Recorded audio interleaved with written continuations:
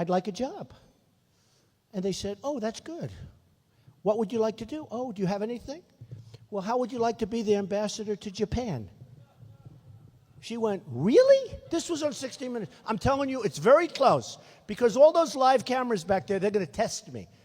You know, I can't even exaggerate anymore. It's true. They're testing me all the time.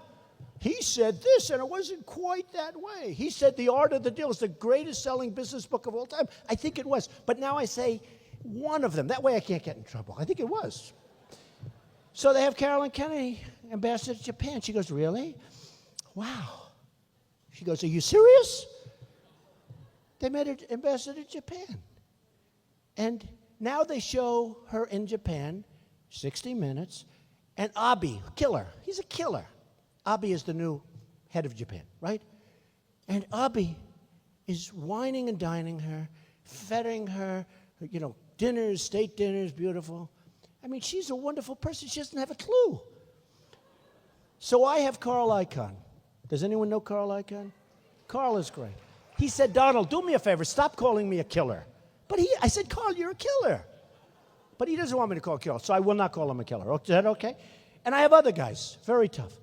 But I said to Carl, how do you think you do against Japan? Oh, they're killing her, no problem. Believe me, put them in the room, we're going to win.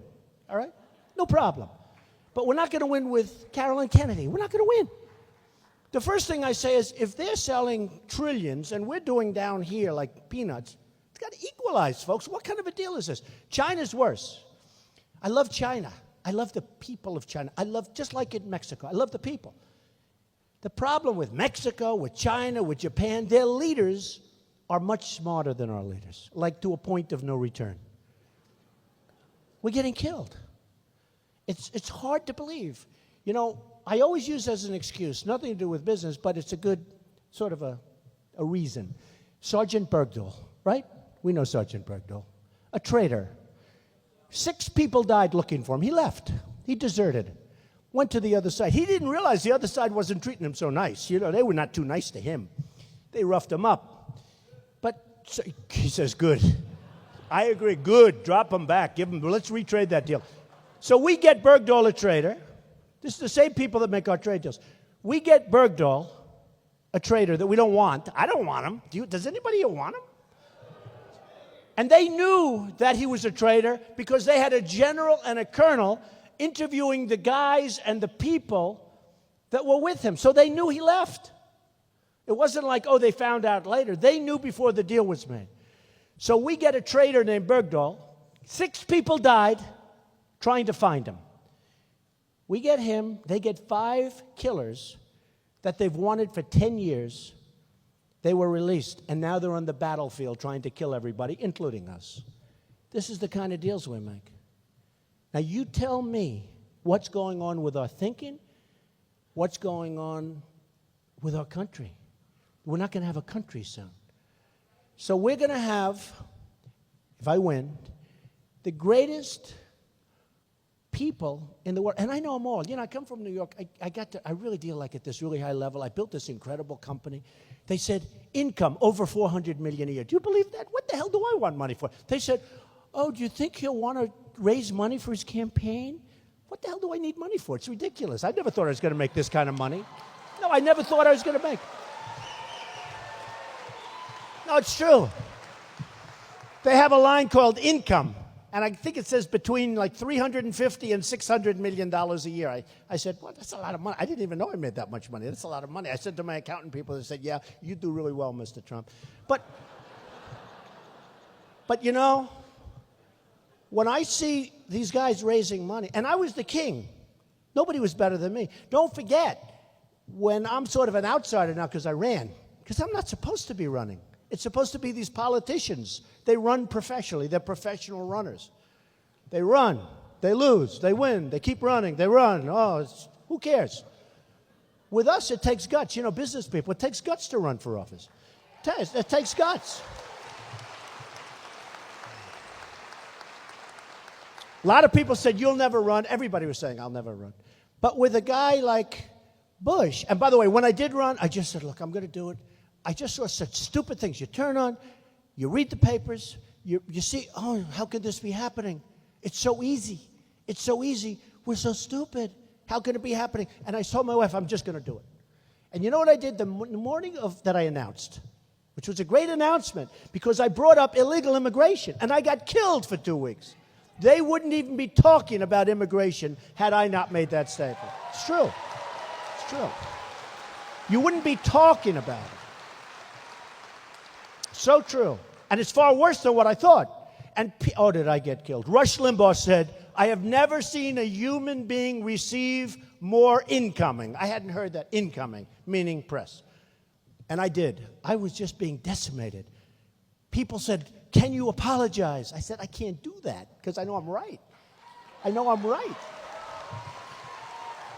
And I talked about the crime, and I talked about the problems with illegal immigration, and I talked about these things. And people, all of a sudden, you had the horrible tragedy of Kate in San Francisco, and you had many other tragedies. Even the other night, last week, a woman from California, 66 years old, raped, sodomized, tortured, and killed by an illegal immigrant. She was a veteran, by the way. 66-year-old woman, raped, sodomized, tortured, and killed. And that was in last week. And there's many of these instances. So I say, we have to do something. We can't have weak people anymore. We just can't. Somebody said Trump doesn't have the temperament. I have the perfect temperament. I built this great company. A perfect temperament. I have the right temperament. In fact, I went for a physical because somebody was saying, oh, did you take a physical? Well, I feel like I'm in good shape, but you got to be careful. And the doctor said, I don't know, 110 blood pressure, like 110. The doctor said, you have the blood pressure of a great athlete. This is impossible. I have really low blood pressure. Can you imagine if I had high blood pressure? Would I be in trouble? I wouldn't be here. I would have exploded someplace about 20 years ago. It's true. No, I have low blood pressure.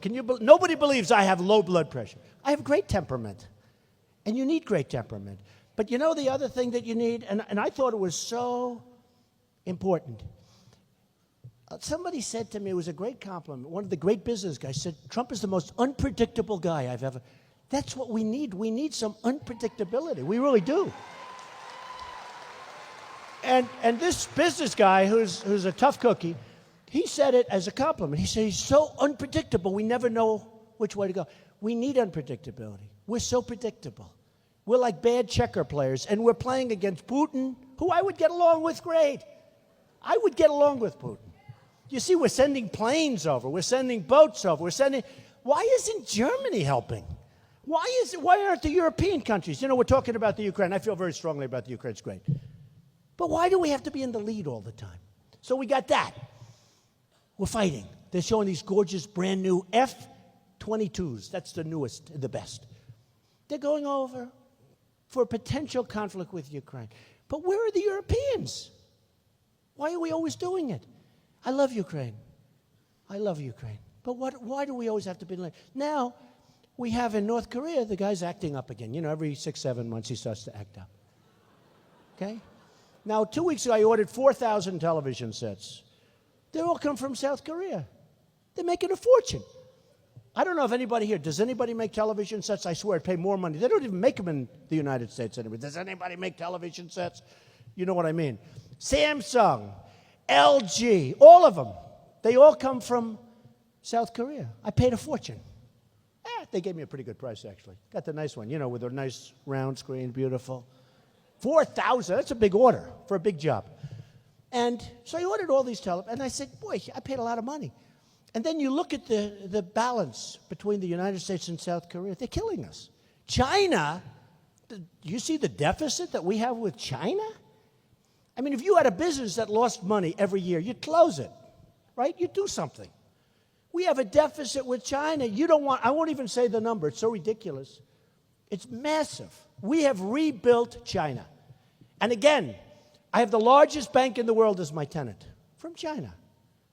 And they just renewed their lease. I said, are you sure you want to renew your lease in my building? Oh, we love you, Mr. Trump. They love me because they're smart. They know I'm telling the truth. They actually just renewed their lease for 10 years. But the largest in the world. So large, they consider Citibank a small subsidiary. I said, how does Citibank compare? They look at me like, Citibank? That's like nothing. These are massive, massive, powerful banks. And They can't believe they're getting away with what they're getting away with. They just can't believe it. So we can straighten this out. We need great business minds. There are minds in this room that could do a fantastic job. A fantastic job. But when you look at what China has done, and I said it the other day and I thought it was very good, the greatest theft in the history of the United States and perhaps the world. That's the money that China has taken from the United States and rebuilt itself. Greatest theft, think of it. That's a pretty big statement, right? Greatest theft in the history of the United States, perhaps the world. Now, that's not only the money, that's the money and the jobs and everything else. So again, I respect China. Great respect. In fact, the Chinese leader is coming over here next week. We'll give him a great dinner. We'll celebrate him. You don't do that to people that are, you just, let's have lunch. You don't need these big state dinners. You don't need them. They probably leave and they say, what a bunch of dopes. Can you believe the way they try? Look. So, again, whether it's Japan or Mexico or China, I love them. I just wish our leaders were smart. I know the greatest negotiators in the world. Some are overrated that you heard of. Some are underrated. Some you never heard of. I know the best. Like Carl Icahn's one of the best. If I put Carl in charge of Japan, Carl, handle Japan trade deals. It's over. Just walk away. Let them on the run. Oh, forget it. They even know that they don't have a chance, okay? It's over. And if I put another person, you understand, okay? Not Carolyn Kennedy. I love her. Not Carolyn. I said at one of the groups, I said, you know, the people I'm talking about are not nice people. They're vicious, horrible, miserable human beings. But they're the greatest negotiators in the world. And I said to the audience, do you care? And they gave me a standing ovation. They said, we love them. I said, you'll never have dinner with them? They think horribly of you? These are terrible people in many cases. In about 2% of the cases, they're actually nice people. But who cares? I want our great negotiators negotiating our deals. I don't want these nice people that got there because they gave political contributions. It's true. They got there because they got friendships. I want the best and the brightest and the smartest because that's what we're dealing with. In China, they are so smart. What they've done to their currency is so brilliant. They have manipulated. Now, they may be creating a bubble, and they don't care because we're going to pay the bigger price for the bubble than them, if it is, in fact, a bubble. But when I see these people that are and I know some of them. I know some of the people that are our top trade people. I don't want to get personal because they're nice people. And they see me and they like me and I like them. They don't like me. I mean, I'm sure behind my back they say bad stuff, but that's okay. They pretend they like me, I will say that. Especially now since I'm leading in every poll. Now they're really liking me. You know why? Because they want to keep their job, but that's not going to happen. I'm sorry. We're going to put the right people in. But when I look at Jeb Bush, who raised $125 million, now I used to be one of those people. He raised 125. Hillary raised 60, but people are really afraid of Jeb now because these are people, you know, there was an article that Jeb's funding is drying up. His paper. No, it's drying up. You know why? Because he's losing so badly. To me, he's losing so badly that people are starting to have. But it doesn't matter because they thought he was like the establishment guy. He'd walk in, would have another Bush, would have another. Remember the read my lips, no more taxes? And I like the father.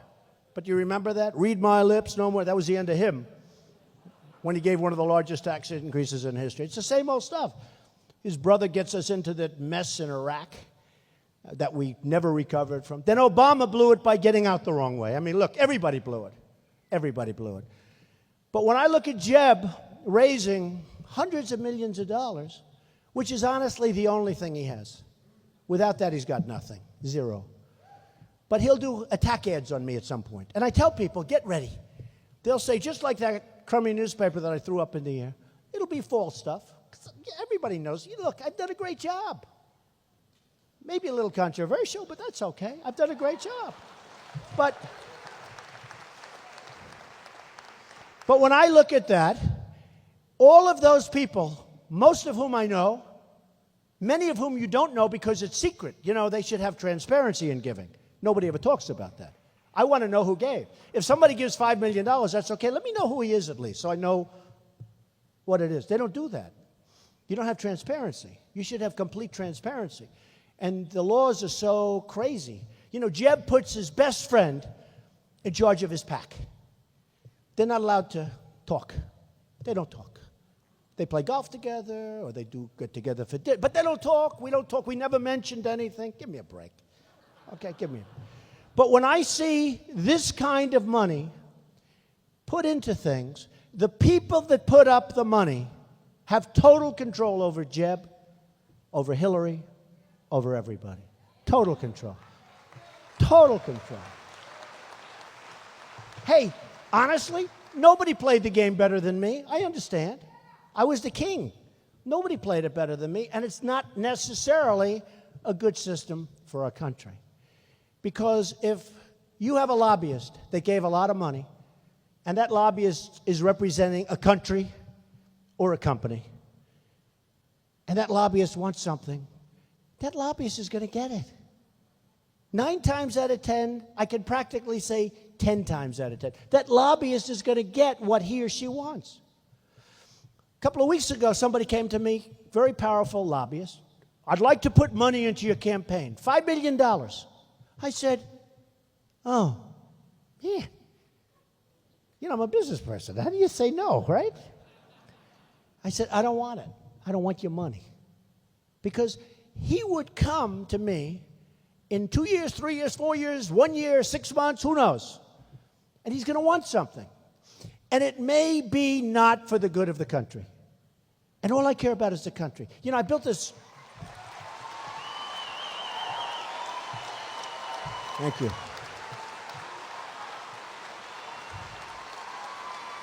Thank you. Thank you.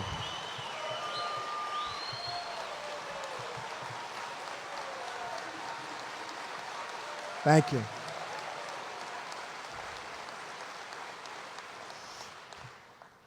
You know, I was criticized the other day. They gave me like these great marks for speaking. They said his speech was incredible.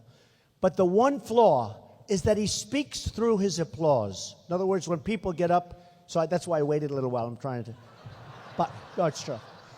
But they say his one flaw, his speaking, but they like the way I use my hands. Can you believe it? I don't know.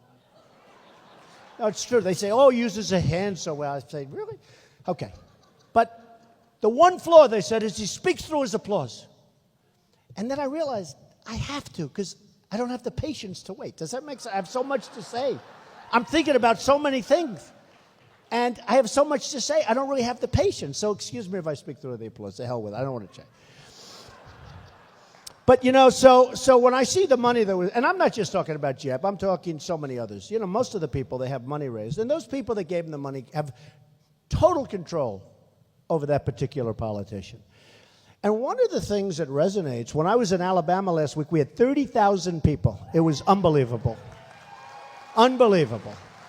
I was in Iowa the other night. We had 4,000 people in a room that never had that many, and it was an amazing evening.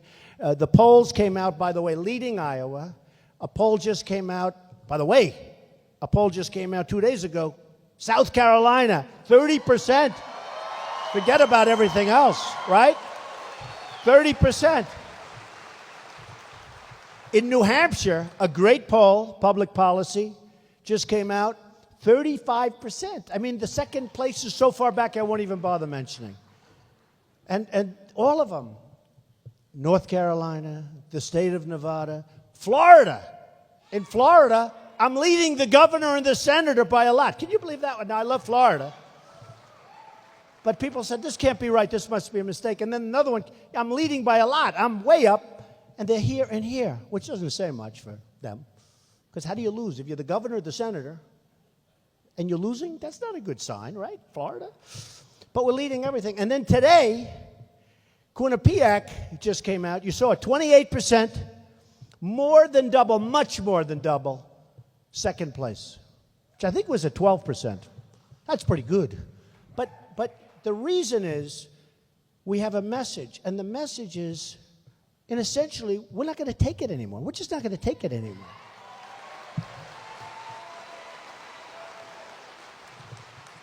So, a couple of weeks ago, we came out with our immigration plan, and it's honestly been met with, I know you've heard, very controversial and all, but generally speaking, it's been met with tremendous applause.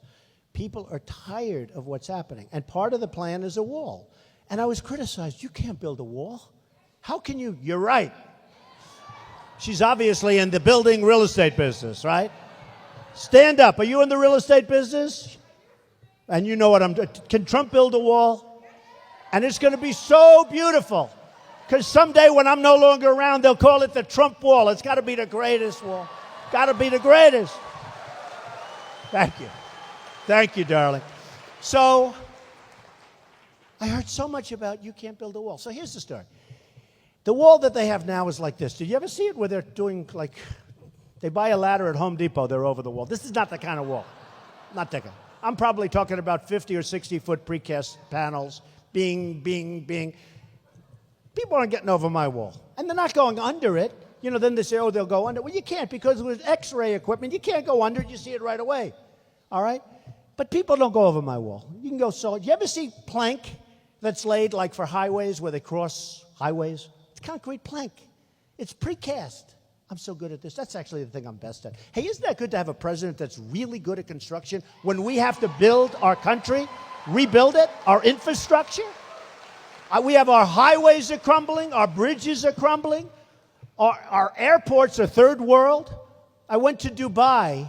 They have an airport, the most beautiful thing I've ever seen. Most beautiful. I went to Qatar. They have an airport, most beautiful I've ever seen. In fact, one of the top people in Qatar was showing me the airport. Oh, Mr. Trump, and then we have this, then we have that. And I'm going I'm thinking about LaGuardia. Oh, yeah. They have terrazzo floors, no marble. They have terrazzo floors. And when it breaks, it's 40 years old. When it breaks, they use asphalt, black asphalt on a white floor. Fill it up with asphalt. And this is in the terminal. So, I'm used to that. So this guy's showing me, a wonderful guy, showing me the airport in Qatar, which they say Qatar. I've always said Qatar, so what the hell. I don't care if I mispronounce it, doesn't matter. I've always said Qatar. So we're in Qatar, and he's showing me this gorgeous airport, most beautiful thing I've ever seen.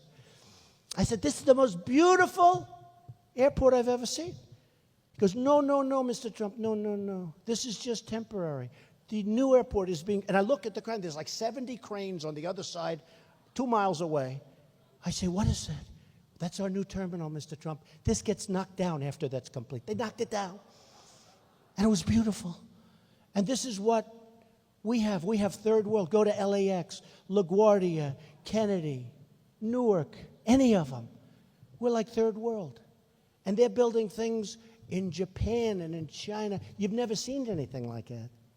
Parts of the Middle East that haven't blown up yet, by the way. Those parts that haven't blown up. So we have a chance to be truly great again. Truly great again. Truly great. I don't mean a little bit. Truly great again. We have a chance to be as good as ever, if not better, believe it or not. We have to take care of our people. We have to build up our military stronger than ever before so we don't have to use it. I don't want to use it. Don't forget, I am the only candidate, and I'm the most militaristic person you're ever going to, worse than anybody in this room. But you got to use it right, or don't use it at all. Don't use it at all if we can. There's no fear factor. How about we send 2,300 Humvees, armor-plated, beautiful, the best in the world, to our allies in the Middle East, right? You heard about this one. I don't mean 23, I don't mean 2. I mean 2,300. The most expensive. They were being blown up, and our boys and ladies are losing their legs and their arms because they didn't have the armor and all of that, right? Terrible. Now we make them incredibly. They can take tremendous damage, and you'll be okay. And we send 2,300 to our allies. One big group. One shot's fired. Everybody gets out. They run away. Our enemy now owns all of them, has all of them. 2,300. Think of how many that. I said, how do you get them over there? Because when they said that, 2,000, I thought they were like, you got to be kidding. And I actually thought, you mean 23. No, 2,300 Humvees, the best in the world. And we don't have them. We have the ones that are without the armor because ours are old. These are the best. Our enemy has them. Our enemies have lots of our weapons. Because when we give them to the Allies, as soon as 3.5 bullets go off, they run away. And they drop everything. And they take their uniforms off and they do it. No, I'm just here. I love you very much. Okay? Because we're stupid. Because we're stupid. And that stuff isn't going to happen anymore. Not going to happen anymore. You know, everybody said, CNN actually did a poll. And the poll it was a wonderful poll. Well, believe me, I wouldn't be talking about it. But it was a wonderful poll, had me leading. But more importantly, in the background, they had these different categories. Who's best on leadership? Trump by far. Who's best on finance and economics? It was like 5 times, so much better than they were in the dust. I don't mean like a little bit better. I don't mean 2 or 3 times better. I mean much better. And who's better on the only thing I did badly on was, is he a nice person? And people said, no, I was last in terms of niceness. But I think I'm the nicest of all. I just don't want to be taken advantage of. Does that make sense? That was my only weak thing.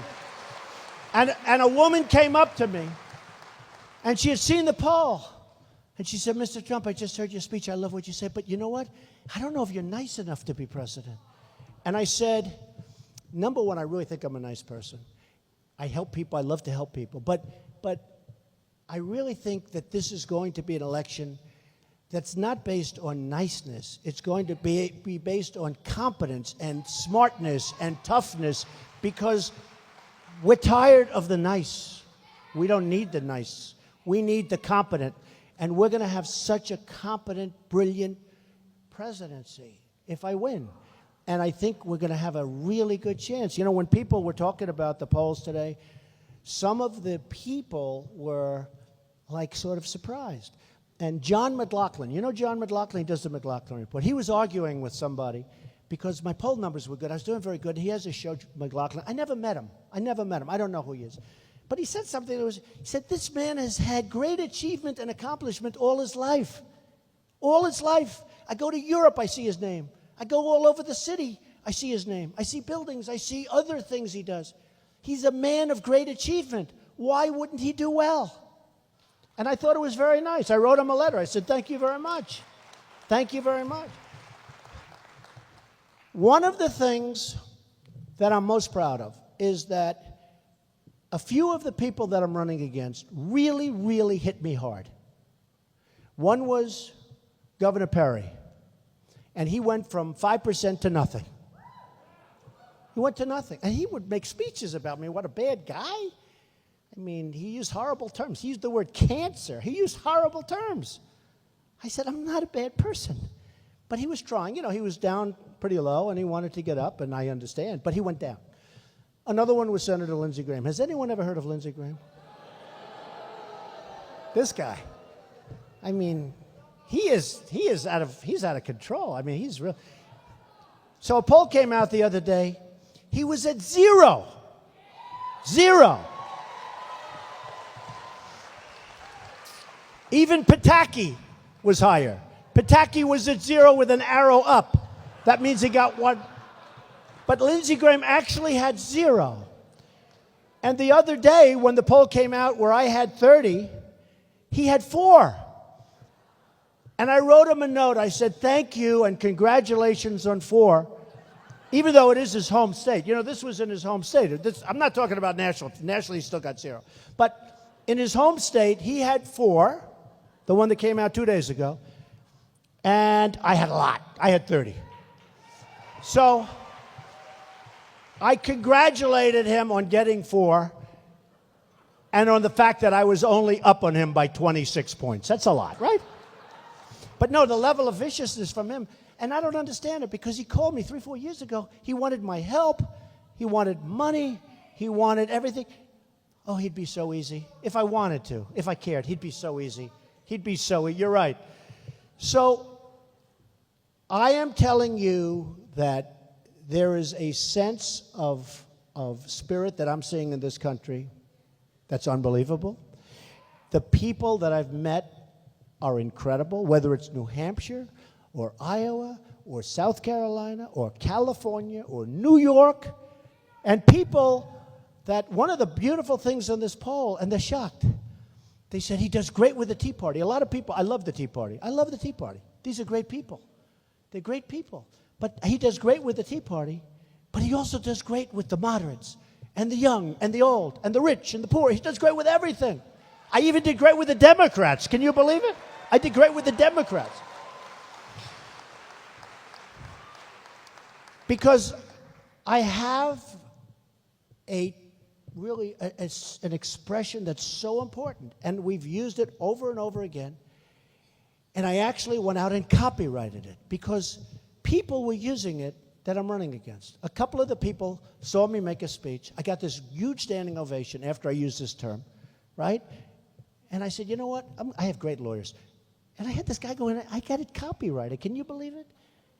And the term is Make America Great Again. I got it copyrighted.